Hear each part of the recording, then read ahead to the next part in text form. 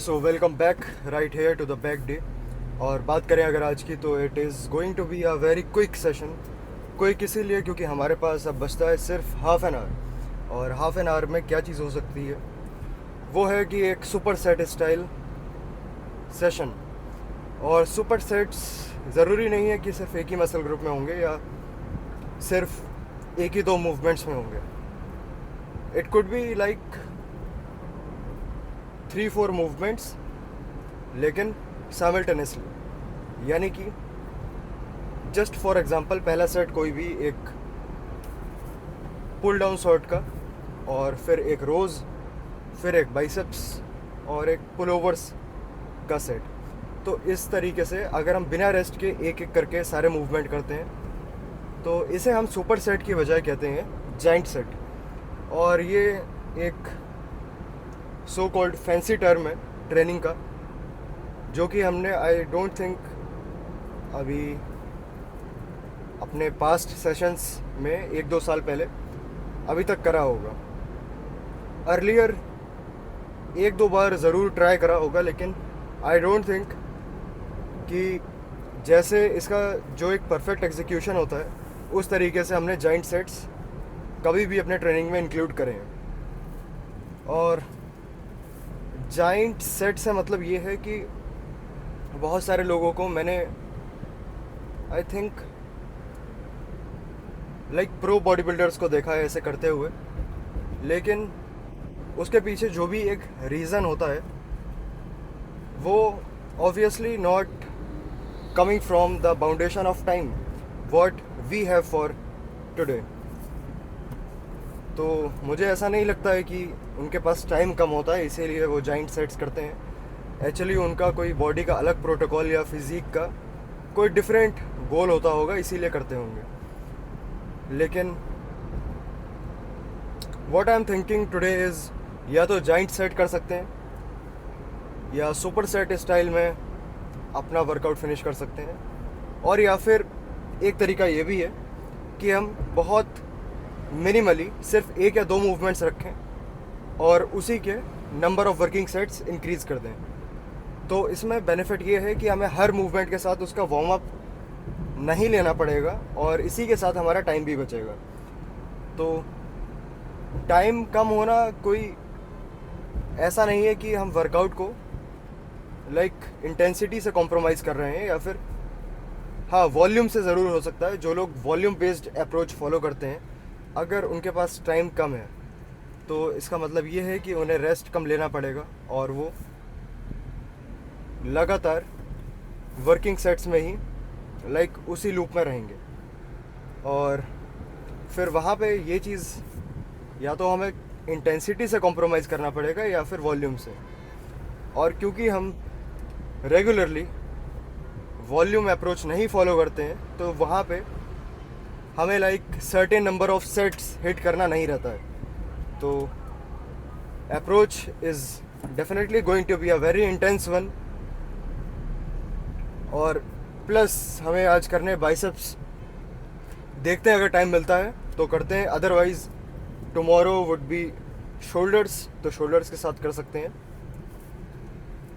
लेकिन talking about triceps, yesterday we did that, और बहुत ज़्यादा सोरनेस है, चेस्ट से भी ज़्यादा। पहली बार I think my triceps are sore. तो देखते हैं, let's get it started.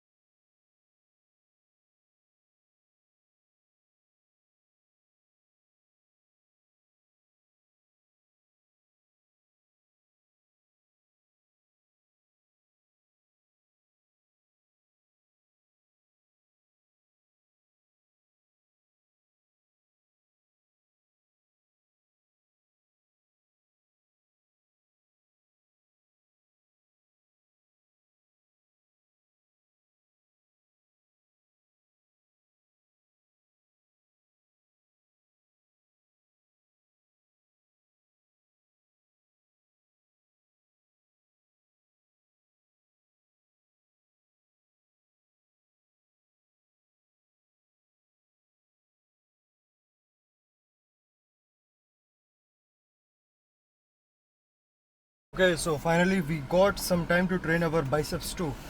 And talking about biceps, there were two movements. पहला बेजन कर्ल्स और दूसरा स्पाइडर कर्ल्स. दोनों के ही नाम काफ़ी फैंसी साउंड करते हैं, लेकिन बहुत ज़्यादा इसमें कुछ फैंसी है नहीं. Basin curls from recent sessions, I don't know how, but I am more likely to do it with more weight. तो क्योंकि ये उसका जो पैटर्न है बेजन कर्ल्स का, तो ऐसा लगता है कि बहुत आइसोलेशन बेस्ड एक्सरसाइज है क्योंकि केबल्स पे ही होती है.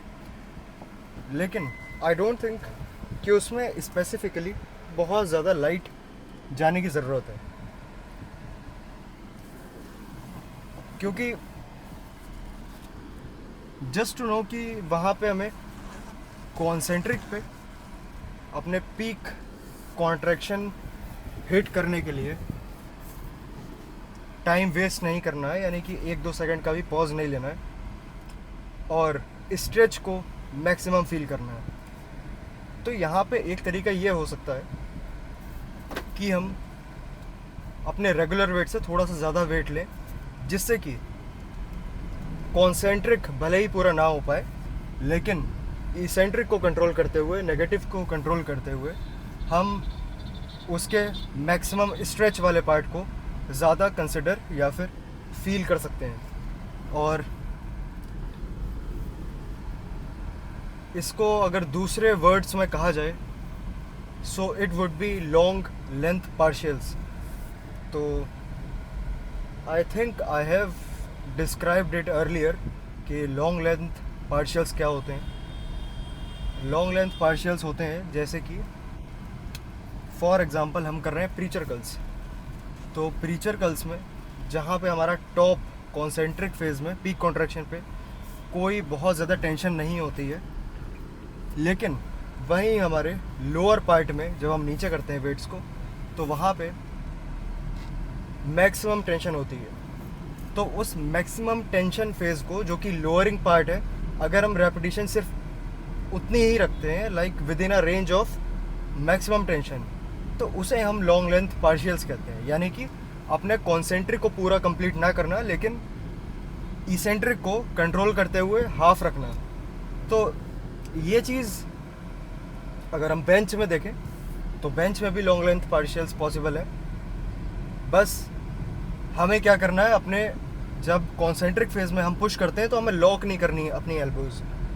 तो इससे ये होगा कि रेंज ऑफ मोशन थोड़ी सी हमारी रिड्यूस होगी और बस जो स्ट्रेच पार्ट है हम उसे ज़्यादा एफर्साइज कर पाएंगे. जो हमारी एनर्जी यूज़ होती है अपने कॉन्सेंट्रिक में, वो ट्रांसफ़र हो जाएगी, जिससे कि हम अपने स्ट्रेच वाले पार्ट को थोड़ा सा ज़्यादा एम्फेसिस दे पाएंगे. और क्योंकि by the researches people have found that कि stretch part is more important than that contraction part. और अगर बात करें अभी की, so plan is to restock grocery a little more. कल शॉपिंग लिस्ट पूरी नहीं हो पाई थी. There were some items which were not in stock. तो आज चलते हैं फिर जल्दी से स्टोर में सामान लेके.